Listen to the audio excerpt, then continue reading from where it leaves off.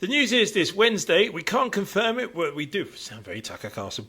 We do suspect, highly suspect, because he's got his red tie out, Uncle Tim Sycophant Scott, who is, you'd think he'd be busy planning his wedding, but has other things to do, like turn up in court on Thursday. He's not made an appearance yet. Odds on. He really is odds on. Anybody who's any bookmaker will give you a nice spread on Uncle Tim Scott being in the back shot of the felon, more commonly known as former Don Shitsy Pants, hush money trial case. What's the demeanor Trump needs to do to really get under Biden's skin? Well, listen, President Trump needs to be Donald J. Trump. America loves President Trump because he's plain spoken, easy to understand, and he is clear as a bell. Obviously, Uncle Tim does have his work. It's not his name, sorry. Uncle Tim has his work cut out because he's not the only person that will change any position just to be as close to the backside of a former guy as possible. Ari Nauber this Wednesday has just put together a perfect supercut. You remember the Access Hollywood tape, the grab and buy? You remember how the Republicans then were? They were very anti. House Speaker Paul Ryan released this statement canceling Trump's event.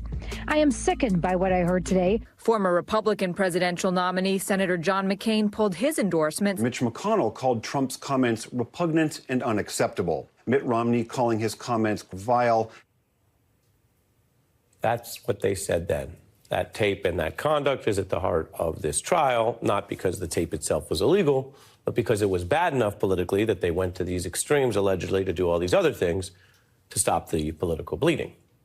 And remember, conservative media was in a panic mode because this obviously was going to allegedly hurt Trump with voters, but many were just reeling and discussing the facts in a way that, well, they don't really do as often today if it involves Donald Trump. Back then, even in places that you might have gotten used to getting in trouble, places that have had to pay out for defamation and lies, even in some of those places, people on the right were not yet in the habit of saying the sky is red if it helped Donald Trump. They said what they heard was bad.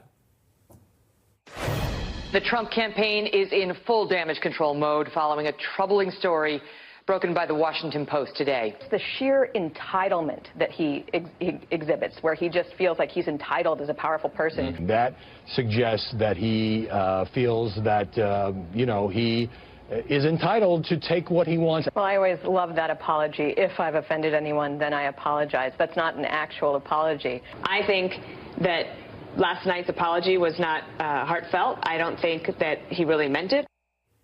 That is a contrast to what many of the same outlets, same types of people are saying amidst the trial. 1 second. Hold your nose.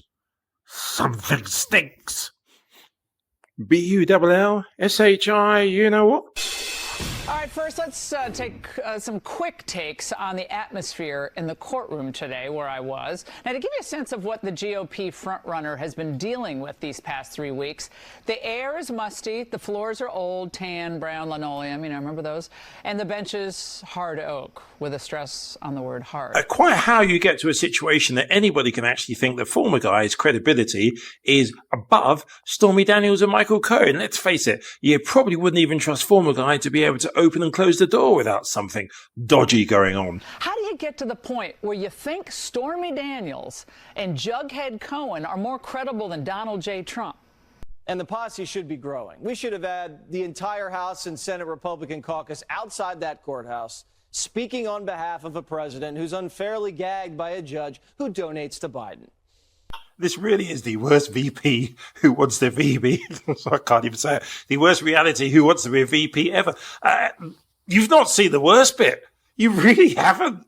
Here it is. We're here in court with President Trump standing with him, but we need you to stand with him too. Go to DonaldJTrump.com. Support President Trump in his efforts to win this election. These Democrats are nuts and they must be defeated. Anything you can give would make a world of difference. We are here fighting the good fight. They cannot win. We need your help to make America great again. This year, now or never for the country. Step up. Save this country. We're counting on you. We know the lawfare that's going on, and only you can make the difference. Stand with President Trump the way we stand with him today. Look at what they're doing to him, and just remember his words. They're not coming after him. They're coming after you, and he's just in the way. Let's make America great again. And he's the man to do it. He's the man. I'll admit, at this stage, Rick Wilson from the Lincoln Project. There's got to be somebody somewhere who can just explain what we've just seen. What is the calculus, if you will, of how that campaign is going to go about choosing a potential VP? There's a sort of singularity around the third question, around the third issue. And you can see this in the behavior of the Veep Stakes candidates last week. You can see it with J.D. Vance coming to kiss the ring and Rick Scott coming to kiss the ring in the court proceedings here in Manhattan. And at the end of the day, Trump is looking for someone who's not Mike Pence. He doesn't want someone who is going to defy him ever. Right, to the actual details of the court case, I think this particular moment is rather relevant. Exchange here about the payments to Stormy Daniels, which was ground they covered yesterday. Hoffinger says, why in fact did you pay that money to Stormy Daniels? Cohen says, to ensure that the story would not come out, would not affect Mr. Trump's chances of becoming president of the United States. Hoffinger, if not for the campaign, Mr. Cohen, would you have paid that money to Stormy Daniels? Cohen says, no, ma'am. Todd Blanche issues an objection. The judge overrules it, says you can answer. Cohen says, no, ma'am. Then Hoffinger asks, at whose direction and on whose behalf did you commit that crime? And then Cohen says, on behalf of Mr. Trump. I do wonder if... we could call this the dumbest comment of the day. Instead, we'll just title it, just a Bible salesman and his handler. Get it twisted. What we are seeing is 100% them afraid that Trump is and probably will beat them. He is beating them in court. He is not campaigning, and it is petrifying everybody that has done wrong against any Republican and, frankly, Americans in this country. It's a joke. Well, that's 100% right. They intentionally choose these venues. If you look at all the venues that he's been carried and indicted into, they're all blue areas, right? D.C. You know what I'd love to see is a full one-on-one roast. Never mind having a presidential debate. Let's have a joke-off. My money's on Biden. Look how sharp. Trump said today China is eating our lunch. What do you say in response? He said China is eating our lunch. That's what Trump said today. We've been feeding it a long time.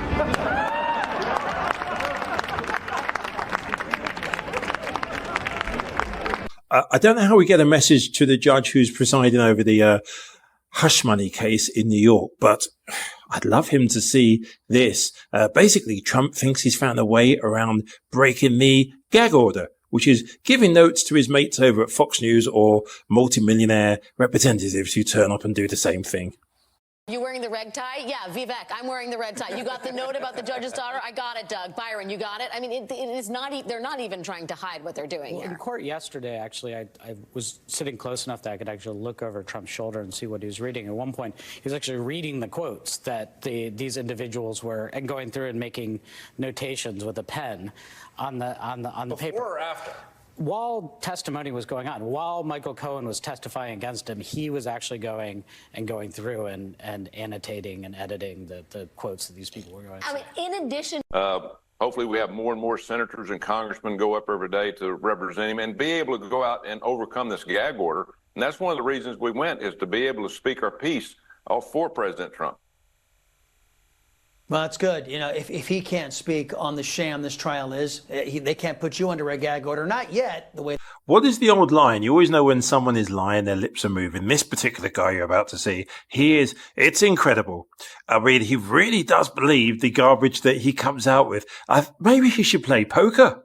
Because, let's face it, he's literally bluffing us all. If he really does believe what he's saying, then do you know what? Give him some therapy or some meds as soon as possible, because he's like, it's not all working. One thing that sitting there listening to Michael Cohen testify, which is, of course, who you're referring to, I mean, Donald Trump hired Michael Cohen. So for everything that you just said, I mean, that is the person that Donald Trump chose to be his personal attorney. Well, I think, yes, that's true that he did hire him. You just noted that the judge has been a Democratic donor. I believe it was to the tune of $35. And then you also mentioned his daughter and her political work. That was something also that the former president repeatedly attacked him for and attacked her for on social media until his gag order that he's under right now was expanded to include members of the judge's family and also members of the prosecution's family. Did Donald Trump ask you to come out and criticize the judge's daughter? No, not whatsoever. I'm here completely as a volunteer. A volunteer. Things have got to be pretty bad when you're a volunteer and you're dressed just like former guy. Word of advice, though, to that particular gentleman, I think the red tie is meant to be right the way down to your feet. Dana Perino she's on the funny farm as well. Do you know the name she's given these sycophants? Congressmen and senators, etc. You met some of them. Donald Trump is gagged, but he's finding a voice in his Avenger-style lineup of surrogates, wannabe vice presidential candidates and Speaker of the House Mike Johnson, all of whom have shown up to court with him. It's very weird, isn't it? All of those sycophants and their red ties have got time to see former guy in court, but Melania Trump, nowhere. Very strange. Something even stranger as well. During the White House press briefing on Tuesday, I can't bother to play the clip, but I'll let you know what happened. There were some reporters upset that VP Harris used the F word. It's very strange. You have broadcasters upset about politicians' language, yet broadcasters themselves seem to be using language which is, wow. It's a bit rude. We're trying to beat him in the jury box. But the truth is, this case is built on two things. It's built on a liar, a professional liar, and a whore. And I use that as a biblical term because she's accepted money for sex. But you've got the liar now who's actually whoring himself out, selling merch and propaganda based upon the trial. And you've got the whore who's actually become the liar. I mean, this whole case in and of itself flies in the face of our very I have voiced my opinions previously about Andrea Mitchell on MSNBC, and I haven't changed my thoughts either. DC, I've been talking to Paul Butler and Marcus Childress. Yeah. Marcus, let's talk about what happened to Donald Cohn, to Michael Cohen. You see, I've got you all mixed up. Michael Cohen is testifying that he Just because it can't happen doesn't mean to say we shouldn't have a view as to whether it should happen. If former guy finds himself in Rikers or any other establishment where he's not allowed to leave, or commonly known as jail, should he still be afforded and allowed Secret Service protection? If you think, nope, he shouldn't be allowed Secret Service protection, press the like button. If you think that he should be treated like every other criminal, yes, he should be treated like every other criminal, and the Secret Service should go away. If you agree with that statement, press the like button. Just like to, test the thermometer.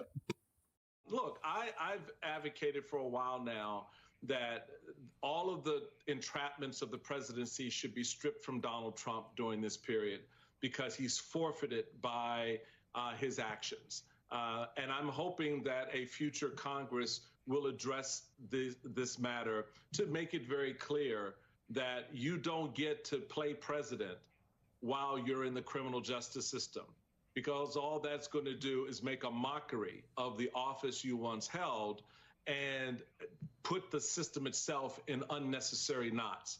If Donald Trump is convicted, then Donald Trump should lose Secret Service protection because, by the way, they're called guards in the jail. And I don't think there'll be any problem protecting the man who is prisoner number filling his number, right? Like any other prisoner. One thing you really do need to understand, that the election is not going to be determined by a red state or blue state. It's by, this is the worst thing you've ever seen, a swing state. I literally am going from the left to the right and trying to find the central